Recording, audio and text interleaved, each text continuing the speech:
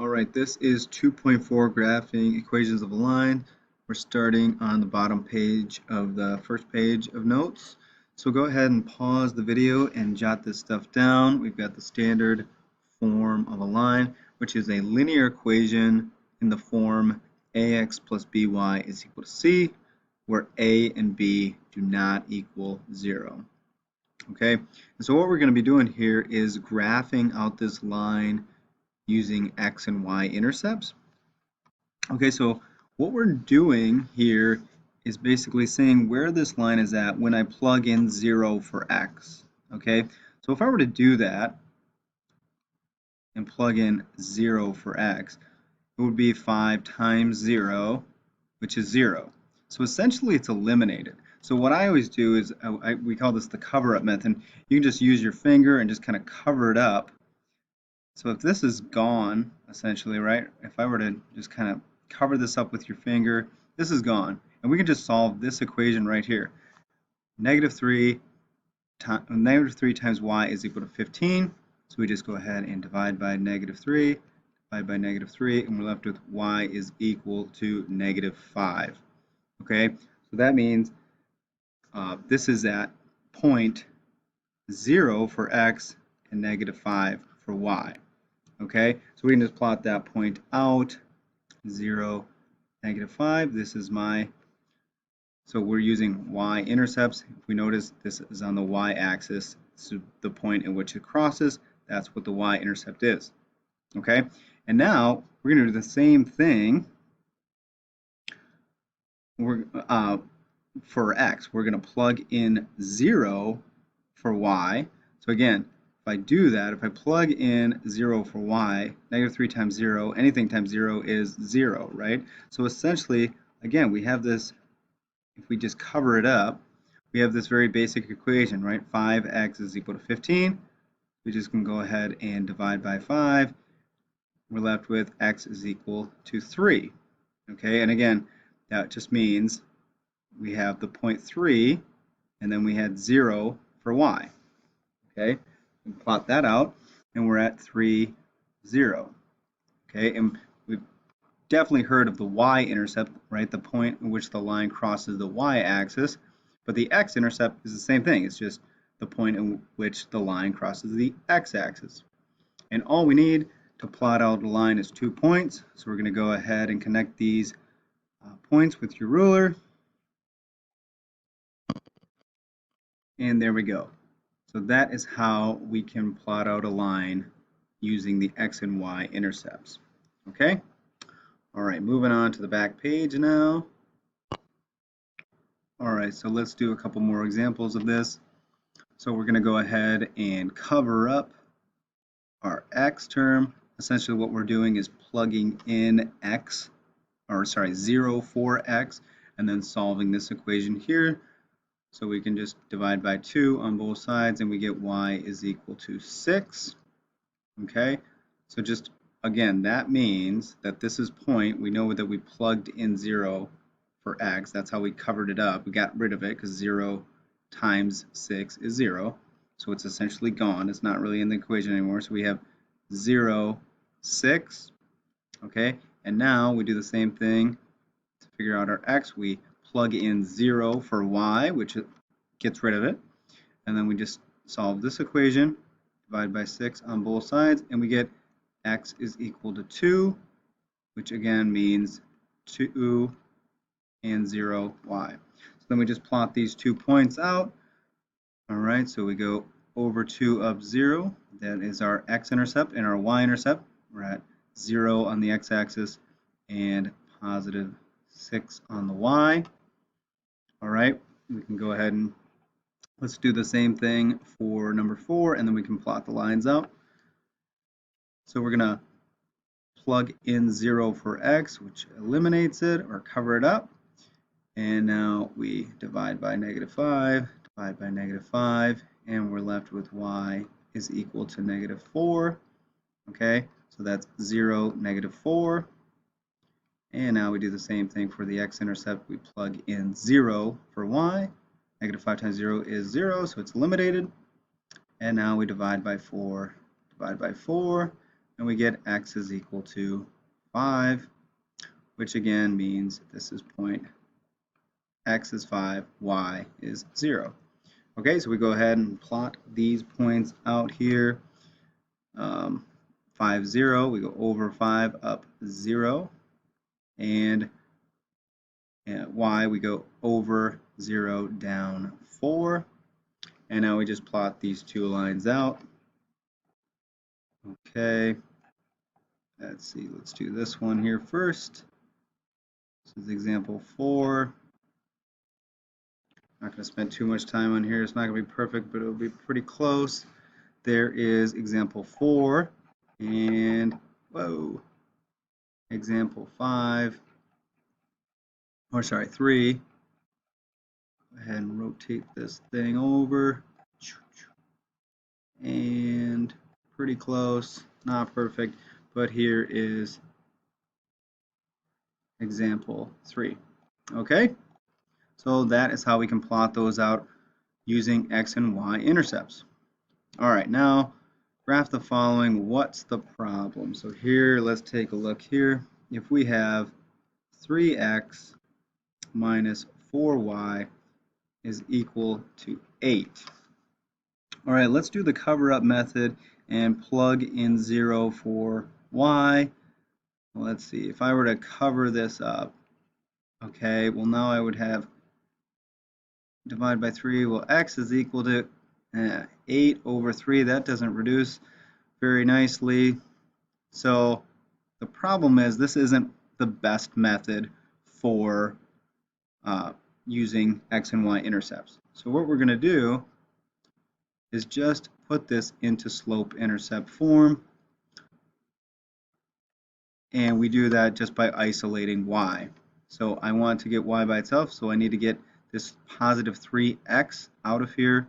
So we're going to subtract 3x. Remember, not just 3, but 3x. Go ahead and do it to one. You do it to one side, you got to do it to both sides.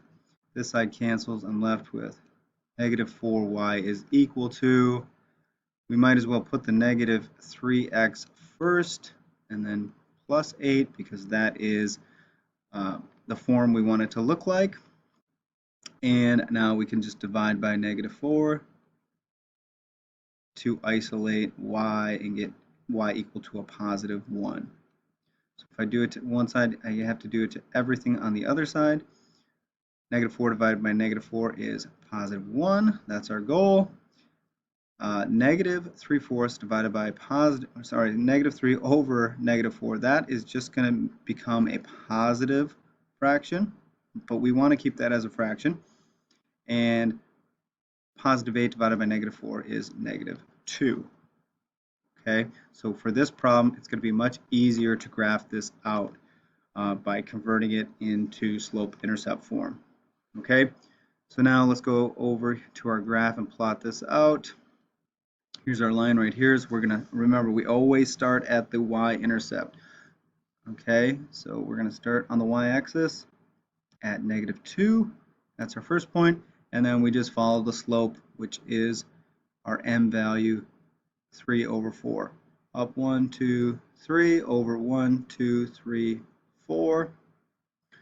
And there we go. We can go ahead and graph that out from here.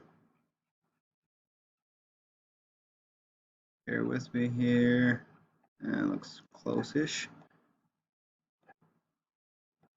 All right, and we just connect these 2 points with a line. Okay. All right, and as you can see, we were trying to figure out our x-axis before, and we got, what do we get? 8 over 3, right? So that was kind of hard to plot. And you can see the point at which it crosses the x-axis is not exactly perfect there. So that would have been hard to plot out perfectly using x and y axis, or x and y intercepts. So this one, it makes much more sense to just put it into slope-intercept form. Okay? So the question is, when should you use standard form? When should you use slope-intercept form? And the answer is whatever's easiest. Okay, so let's take a look at a couple more examples here. Actually, why don't we go ahead and just look at the same line and use both methods. Okay, so for the first one, we have this in standard form, so let's use the cover-up method. Let's plug in 0 for x, so it's eliminated, and then just solve this equation. -2 times y is equal to -10. So what number times -2 equals -10? Well, that would be +5. Okay, so that would be point x was 0, y is 5. Then we do the same thing to figure out our x-intercept. We plug in 0 for y. -2 times 0 is 0, so it's gone. And now I plot or solve this equation. 5x is equal to -10. What number times x is equal to -10? Well, that's going to be -2. So that would be x is equal to -2, y was 0. So we can go ahead and plot those points out. Let's see, the y-intercept, we're going to go over none, up 5. And the x-intercept, we're going to go back 2, 1, 2, up 0. So those are our x and y-intercepts. And now let's plot this one by putting it in slope-intercept form.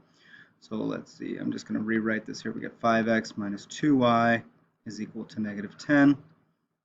First thing I want to do is subtract 5x on both sides. So I get -2y is equal to -5x minus 10. And now I just divide everything by -2. And I'm left with y is equal to, I want you to keep this as an improper fraction because it makes more sense to have that as a fraction and not, or sorry, an improper fraction, not a mixed number. But just remember that a negative divided by a negative is a positive, and -10 divided by -2 is +5. So let's go ahead and plot this out here. We're going to start at +5, right? The y-intercept. Well, we already have that plotted out, so that's right here. And then if I were to plot this and go up 5 over 2, that's going to be somewhere around here-ish. So let's just go the opposite. Let's go down 5, back 2, which we know equals +5 over 2.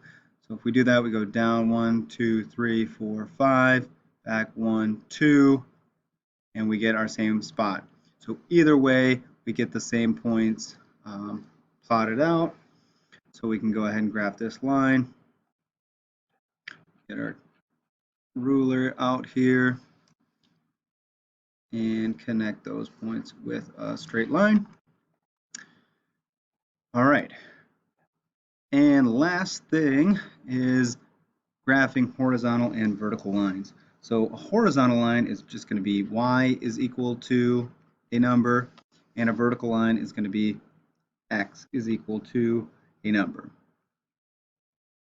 Okay, and so what sometimes students struggle with is recognizing which way to draw the line. So if I have y is equal to 5, students will recognize this is the y-axis and here's 5, but then from here some students draw a horizontal line or a vertical line.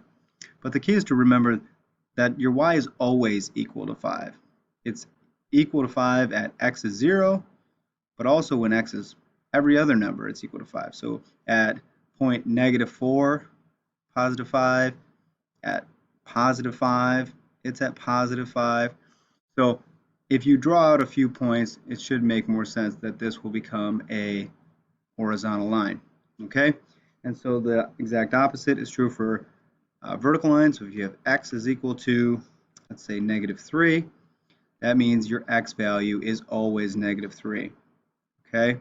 So if we plotted out a few points where we have -3 and 0, -3 and 2, let's see, that would be -3 and 2. How about -3 and -3? We go over 3, down 3. So when you plot out a few points, you start to see the types of lines they'll create. All right, I'm running out of time here on this video, so why don't you guys finish the rest of these practice problems. If you need help, come see me on our Google Meet. Later.